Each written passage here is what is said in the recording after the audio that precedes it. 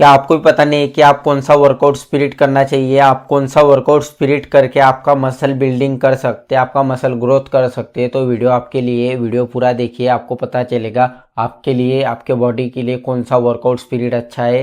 वो आप करके आपका मसल बिल्डिंग फास्ट और ज़्यादा स्पीडली आपका मसल बिल्ड कर सकते हैं। तो वीडियो आपके लिए पूरा देखिए। अगर आप हमारे चैनल पे नए हो तो चैनल को सब्सक्राइब कीजिए और बेल आइकन दबाइए, क्योंकि मेरा हर एक वीडियो आपके पास जल्दी पहुंचे। अगर आप इंस्टा पे ऐड नहीं हो तो इंस्टा पे ऐड हो जाइए। तो वर्कआउट स्पिरिट क्या होता है? वर्कआउट स्पिरिट मतलब ये होता है कि आपको कौन सा वर्कआउट करना चाहिए, किस दिन कौन सा वर्कआउट करना चाहिए, ये होता है वर्कआउट स्पिरिट। तो वर्कआउट स्पिरिट में 4-5 टाइप की वर्कआउट स्पिरिट आते हैं। एग्जाम्पल के लिए आपको बता दूं कि 4 डे स्पिरिट है, 5 डे स्पिरिट है, नहीं तो पुश पुल लेग है, और 1 डे 1 मसल है, 1 डे 2 मसल है। ऐसे बहुत से टाइप आते हैं वर्कआउट में, वर्कआउट रूटीन में। तो आपको कौन सा वर्कआउट सुटेबल होगा आपकी बॉडी को, आपको कौन सा वर्कआउट स्पिरिट फॉलो करना चाहिए, हम वीडियो में देखेंगे। तो इसमें सबसे पहला आता है push pull leg. Push pull leg beginners को मैं अवॉइड करूंगा। आप बिगिनर्स हो तो आप पुश पुल लेग मत लगाइए, क्योंकि पुश पुल लेग आप लगाओगे तो उसमें पुश पुल लेग क्या होता है पहले आप वो समझ लीजिए। पुश पुल लेग मतलब पुश, किसी भी मूवमेंट को पुश करना, उसको बोलते हैं पुश। पुश में आता है हमारा चेस्ट और ट्राइसेप और शोल्डर। चेस्ट में हमको पुश मूवमेंट लगाना पड़ता है, ट्राइसेप में भी हमको पुश मूवमेंट लगाना पड़ता है, और शोल्डर को भी हमको ऊपर डंबल पुश करना पड़ता है, साइड को डंबल पुश करना पड़ता है। इसके लिए इसको बोलते हैं पुश। और दूसरा आता है हमारा पुल। पुल में हमारा आता है बैक, क्योंकि हम बैक को ऐसे पुल करते हैं। और पुल में आता है हमारा बाइसेप, क्योंकि हम बाइसेप को ऐसे पुल करते हैं। तो ये हो गया पुल। और लेग में हम 3-4 मसल ट्रेन करते हैं, जैसे कि हमारा लेग का मेन मसल हो गया हैमस्ट्रिंग, फिर आता है हमारा स्क्वाड लेग, फ्रंट लेग, और तीसरा आता है हमारा काप्स। तो ये 3 मसल ट्रेन करते हैं हम लेग्स में। मैं क्यों बोल रहा हूँ बिगिनर्स को ये वर्कआउट नहीं करना चाहिए पुश पुल लेग, क्योंकि ये एक्सट्रीम लेवल का वर्कआउट है। इसमें देखिए, चेस्ट के लिए आप पुश, जिस दिन आपका पुश डे होगा, चेस्ट के लिए आप 3 सेट लगाओगे, आप शोल्डर के लिए 3 सेट लगाओगे, और फिर ट्राइसेप के लिए भी आप 3 नहीं तो 2 सेट लगाओ। 3, 6, 7, 8, 9 सेट हो जाएंगे। तो आप बिगिनर हो, आपकी बॉडी में उतनी एनर्जी नहीं है, आप उतना हाई वर्कआउट नहीं कर सकते, आप रिकवरी उतना फास्ट नहीं कर सकते, आप उतना प्रोटीन नहीं खा सकते। इसलिए आपको कम वर्कआउट करना चाहिए और अच्छा वर्कआउट करना चाहिए। आग भी आप पुश लगाने के बाद पुल लगाओगे तब तक आपका मसल फटीग होगा, आपका मसल रिकवर नहीं होगा। तो आप ये बात समझ लीजिए कि आपको पुश पुल लेग नहीं लगाना चाहिए। पुल में आप जब पुलिंग मूवमेंट लगाते हो तो हमारा बैक बहुत ही बड़ा मसल होता है बैक का, और बैक और लेग आपके बॉडी में सबसे बड़े मसल होते हैं। लेग सबसे बड़ा होता है, उसके बाद आता है हमारा बैक। तो पुलिंग मूवमेंट में हम जब भी पुलिंग मूवमेंट लगाते हैं बैक के लिए, तो उसमें जब हम बैक लगाते हैं तब हमारा एनर्जी नहीं रहता है, तो बाइसेप वर्कआउट नहीं होता है। तो आप अगर बैक लगाओगे तो पुल में आपका बाइसेप आएगा, तो बाइसेप में आपको एनर्जी नहीं मिलेगी। तो इसकी वजह से अगर आपको पुश पुल लेग लगाना ही है तो मैं आपको सजेस्ट करूंगा आप पुश लगाइए, उसके बाद रेस्ट लीजिए, फिर आप पुल वर्कआउट कीजिए, फिर आप रेस्ट लीजिए, और फिर लास्ट में आप लेग लगाइए और रेस्ट लीजिए। अगर आप एक्सट्रीम लेवल के हो, तो अगर आप पुश पुल लेग लगाना चाहते हो तो पुश पुल लेग में आप पहले पुश लीजिए, फिर पुल लीजिए, फिर लेग लीजिए, वापस से पुश पुल लेग, ऐसे push pull leg workout follow कीजिए। अगर आप बिगिनर हो तो इससे आपका टाइम वेस्ट होगा, और आपका मसल जो 2x में बढ़ने का है वो 1x में ही बढ़ेगा, और बहुत ही टाइम लगेगा आपका मसल ग्रोथ होने के लिए। तो आप पुश पुल लेग अवॉइड कीजिए। तो इसको पुश पुल लेग को मैं रेटिंग दूंगा सिर्फ एक ही। मैंने आज तक पुश पुल लेग वर्कआउट नहीं किया है, क्योंकि मुझे ज़्यादा हाई वॉल्यूम में और अच्छे टेक्निक से वर्कआउट करना पसंद है। पुश पुल लेग में वर्कआउट अच्छे से होता है, लेकिन वो क्या है, हम चेस्ट लगाते हैं फिर हमारा शोल्डर में एनर्जी नहीं बचता, फिर ट्राइसेप में तो एनर्जी नहीं बचता, और अगर हम बैक लगाते हैं तो हमारे बैक के फिर बाइसेप नहीं लगेगा। इसलिए मैं पुश पुल लेग अवॉइड करता हूँ, तो आप भी अवॉइड कीजिए। वर्कआउट स्पिरिट में दूसरा स्पिरिट आता है हमारा ब्रो स्पिरिट। दूसरा आता है हमारा ब्रो स्पिरिट, मतलब उसके बॉडी बिल्डिंग स्पिरिट बोलते हैं, और हमारे सिंपल लैंग्वेज में हम कहें तो 1 डे 1 मसल। तो 5 डेज रहते हैं हमारे पास। 5 डेज स्पिरिट में हमारे पास 5 डे रहते हैं। जैसे कि हम मंडे को, सोमवार को हमने लगा दिया चेस्ट, मंगलवार को बैक, बुधवार को हम रेस्ट लेंगे, गुरुवार को हम शोल्डर लगाएंगे, और शुक्रवार को हम आर्म्स लगाएंगे, और शनिवार को हम लेग लगाएंगे। ऐसे हमारा 5 डेज स्पिरिट होता है। तो ये वर्कआउट स्पिरिट जब मैं बिगिनर था तो मैंने फॉलो किया, ये मैंने तब करीबन 1 साल तक इस वर्कआउट स्पिरिट फॉलो किया और इससे मुझे अच्छे से रिजल्ट मिले, मुझे अच्छे से मसल गेन हुआ। तो आप ये बिगिनर हो तो आप ये वर्कआउट स्पिरिट फॉलो कर सकते हैं। अगर आप इंटरमीडिएट हो तो आप भी ये वर्कआउट स्पिरिट फॉलो कर सकते हैं। लेकिन इसमें एक प्रॉब्लम है, आप एक मसल जब भी ट्रेन करोगे तब आपको पूरा फेलियर तक जाना है, क्योंकि आपको वो एक मसल आपको अगले वीक में ही ट्रेन करने को मिलेगा। तो आप समझ लीजिए कि उसकी ज़्यादा सेट नहीं लगाने, ज़्यादा इंटेंसिटी में लगाना है, मतलब हाई वॉल्यूम में लगाना है और कम सेट लगाने है। जैसे कभी चेस्ट लगा रहा हूँ मैं मंडे को, तो चेस्ट के 4 वेरिएशन ही लगाने हैं और उसके 2-2 सेट नहीं तो 3-3 सेट ही लगाने, ज़्यादा सेट नहीं लगाने। तो इससे आपका क्या होगा, आपके मसल बिल्डिंग में जैसे आप मसल बिल्डिंग में आपकी मदद होगी।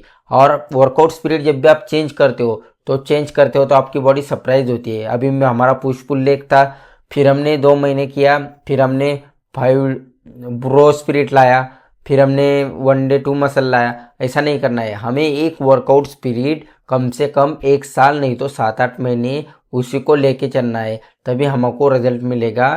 क्योंकि एक वर्कआउट स्पिरिट, बहुत से लड़कों की मिस्टेक यही होती कि हमने एक वर्कआउट स्पिरिट फॉलो किया और हमारा बॉडी नहीं बन रहा है तो हम चेंज कर लेते हैं और दूसरा वर्कआउट स्पिरिट फॉलो करते हैं।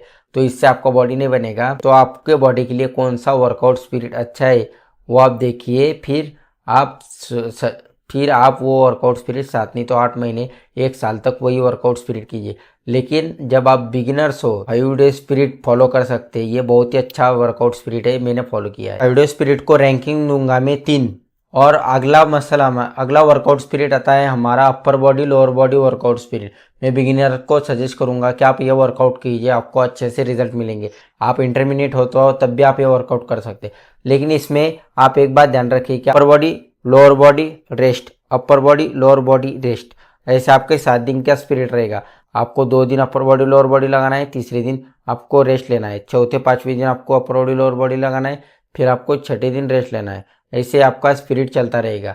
तो इसमें आपको वर्कआउट कैसे करना है ये वो समझ लीजिए। अपर बॉडी में हमारा चेस्ट मसल आ गया, शोल्डर मसल आ गया, ट्राइसेप, बाइसेप और फोर आर्म्स, एप्स, ये सब आपका अपर बॉडी में आ गए। तो अपर बॉडी के दिन आप ये मसल ट्रेन कीजिए। और लोअर बॉडी के दिन आप पूरा लेग्स ट्रेन कीजिए। लेग्स में आपका हैमस्ट्रिंग, फ्रंट स्क्वाट, आपके काफ्स, ये मसल आप ट्रेन कीजिए। लेकिन आपको अगर आप अपर बॉडी ट्रेन कर रहे हो तो अपर बॉडी में चेस्ट के 4 सेट, नहीं तो शोल्डर के 4 सेट, फिर बाइसेप ट्राइसेप के 3-3 सेट, ऐसा नहीं करना है। आपको हर एक मसल के सिर्फ 2 सेट ही लगाने हैं, उसके ऊपर सेट नहीं लगाने, क्योंकि जब आप कम वो सेट लगाओगे तभी आपका मसल फटीक होगा, मसल बिल्ड होने में मदद होगी।